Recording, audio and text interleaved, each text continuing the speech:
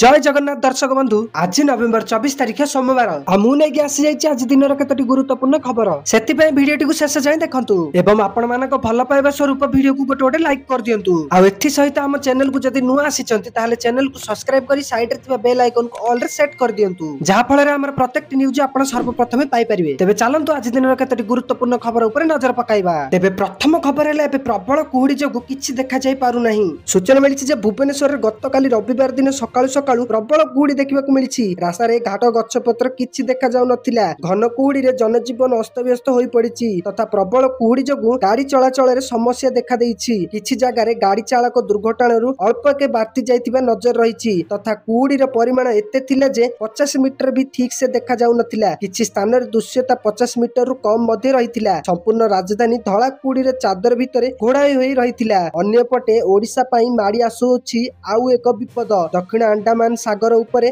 सृष्टि हैला लघुचाप डिसेम्बर 2 तारिख रे ओडिशा रे माड़ा होई पारे बात्या अमेरिकीय पाणीपाग मॉडल जीएफएस रो एमिति आकलन पुणी राज्यवासी मनरे छनक पशिछि एबे धान अमल ऋतु चलता बेले बात्या निष्पत्ति आनीपारे एकाधिक पाणीपाग मॉडल बात्या एवं ओडिशा उपरे एहार प्रभाव नहीं पूर्वानुमान करथिला बेले दक्षिण अंडमान सागर उपरे लघुचाप सृष्टि हो सारी 24 घंटे यह अवपातर रूप नेब 25 रु 26 तारिख भितर बात्या सृष्टि हेबा नहीं आकलन करा जायछि। परवर्ती खबर एबे प्रथम श्रेणी को नहीं नुआ नियम लागू तेबे सूचना मिली प्रथम श्रेणी नाम लेखा बयस बढ़िला तेबे हाँ बंधुगण प्रत्येकटी पिला शिक्षा ग्रहण करिवार मौलिक आवश्यकता रही अछि पाठ पढ़ी जो ज्ञान आहरण करा जायथाए सेही ज्ञान ही पिलांकर उज्जवल भविष्यत गढ़िबारे सहाय्य करिथाए सरकारक तरफरु समस्त राज्यर विद्यालय पई एक नुआ घोषणा आसिला तेबे सरकारक तरफरु नुआ विज्ञप्ति जारी करा जायछि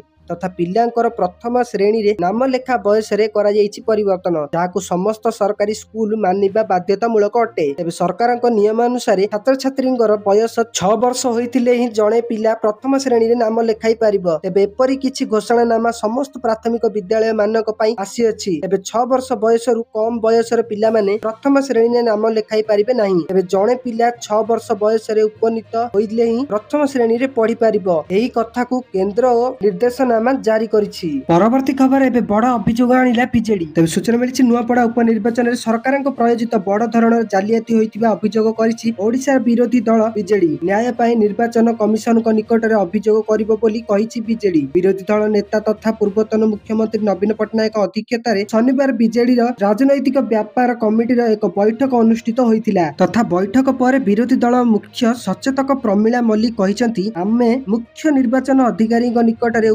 निर्वाचन जालियाती होइतिबा अभियोग करिछु किंतु किछि हासिल होई नाही तेनु राजनैतिक व्यापार कमिटी निर्वाचन कमिशनक निकट रे अभियोग करिबाकू निष्पत्ति नेइछंती सरकारी जंत्रपाति एवं टंका व्यवहार करी ईवीएम हेरफेर करा जायतिला एवं बीजेडी भोट को अन्य दल को दिया जायतिला बोली बीजेडी नेता प्रमिला मल्लिक कहिसंती अति कम रे 63 फेलिंग ब्यूथ रे जालियाती होइतिला बीजेडी को दिया जायतिला लोकंक भोट अन्य दल को दिया जाय नथिला एहा मने हेउछि जे ईवीएम मध्ये जालियाती करा जायतिला। परवर्ती खबर एबे बंगोपसागर रे बढ़िला बात्यार भय तेबे सूचना मिलछि बंगोपसागर रे पुणी बढ़िला बात्यार भय तथा स्पष्ट चिन्हित लघुचाप क्षेत्र रे परिणत हैला लघुचाप घनीभूत होई लघुचाप क्षेत्र रे परिणत हैला लघुचाप तथा आसंता काली सुधा अवपात रे परिणत हेबारी लघुचाप एवं एबे समुद्र भितरे आहुरी घनीभूत हेबारी लागिछि लघुचाप सेपटे 26 रे नेई पारे बात्यार रूप तथा मालगास और दक्षिण अंडमान सागर रे सृष्टि लघुचाप पश्चिम उत्तर पश्चिम दिगरे गति करी 24 तारिख बेलकू दक्षिण पूर्व बंगोपसागर अवपातर परिणत हेब परवर्ती 24 घंटा रे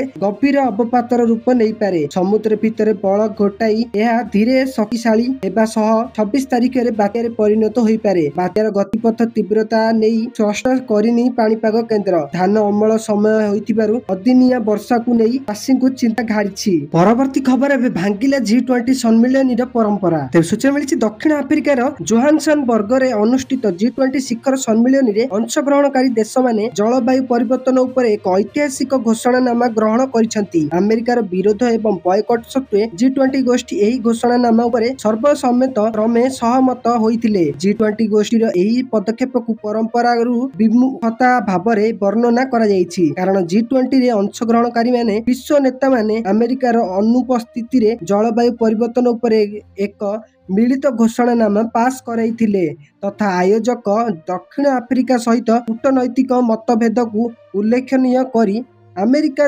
ଜୋହାନ୍ସବର୍ଗରେ G20 ସମ୍ମିଳନୀକୁ ବୟକଟ୍ କରିଥିଲା। ରୟଟର୍ସ ଏକ ରିପୋର୍ଟ ଅନୁଯାୟୀ ଦକ୍ଷିଣ ଆଫ୍ରିକାର ରାଷ୍ଟ୍ରପତି ସିରିଲ୍ ରାମଫୋର୍ସ କହିଛନ୍ତି ଯେ ଆମେରିକାର ମିଳିତ ଘୋଷଣାନାମାର ସର୍ତ୍ତାବଳୀ ଉପରେ ଆପତ୍ତି କରିଛି।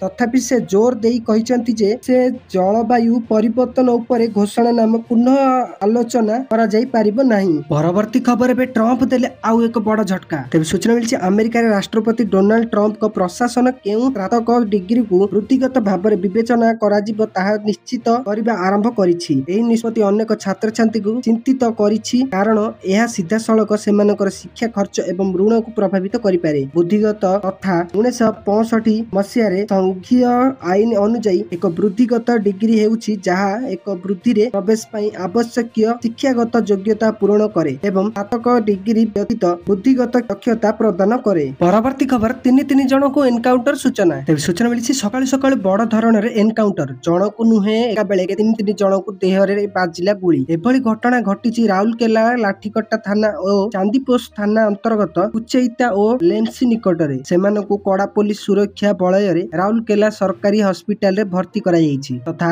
ବଣାଇ ଏସଡିପିଓ ରାମଚନ୍ଦ୍ର ବିଶ୍ୱାଳଙ୍କ ସୂଚନା ଅନୁଯାୟୀ ସେମାନଙ୍କର କୋଇଡା ଓ ବିଭିନ୍ନ ଖଣି ଅଞ୍ଚଳରୁ ଡକାୟତି ଘଟଣାରେ ସମ୍ପୃକ୍ତି ରହିଛି। ଗୁପ୍ତ ସୂଚନା ଅନୁଯାୟୀ ଶନିବାର ଦିନ ରାତିରେ ଲାଠିକଟା ଥାନା ଏବଂ ଚାନ୍ଦିପୋଷ ଥାନାରେ ସେମାନେ ସକ୍ରିୟ ଥିବା ଜାଣି ପୋଲିସ ଗିରଫ କରିବାକୁ ଗଲାବେଳେ ସେମାନେ ଫେରାର ହେବାକୁ ଚେଷ୍ଟା କଲେ। ସେମାନଙ୍କୁ ଏନକାଉଣ୍ଟର କରାଯାଇଥିଲା। ଡକାୟତି ଗ୍ୟାଙ୍ଗର ଅନ୍ୟ 5 ଗିରଫ କରାଯାଇଥିଲା। 3ଟି ପିସ୍ତଲ ଓ ଗୋଟିଏ ବାଇକ୍ ଜବତ ହୋଇଥିଲା। ପରବର୍ତ୍ତୀ ଖବର ଏବେ ଚିନ୍ତାରେ ବିଜେପି। ତେବେ ସୂଚନା ମିଳିଛି ଆଗକୁ ଆସୁଛି ପଞ୍ଚାୟତ ନିର୍ବାଚନ। ହେଲେ ଏବେଠାରୁ ଯାଜପୁରର କିଛି ନିର୍ବାଚନ ମଣ୍ଡଳୀରେ ବିଜେପିର ମୁଣ୍ଡବିନ୍ଧା ହେବା ଭଳି ପରିସ୍ଥିତି ଉପୁଜିବାର ଆକଳନ ହେଲାଣି। ସେଠାରୁ ଦଳ 2024ରେ ନିର୍ବାଚନରେ ଆସନ ହାତେଇଛି ସତ, ହେଲେ ରାଜ୍ୟରେ ବିଜେପି ସରକାର ଗଢ଼ିବାର 17 ମାସ ଭିତରେ ଦଳ ଯେଉଁଭଳି ସୁଦୃଢ଼ ହେବାର ଆକଳନ କରାଯାଇଥିଲା ସେମିତି ସେଠାରେ କିଛି ବି ହେଇନି।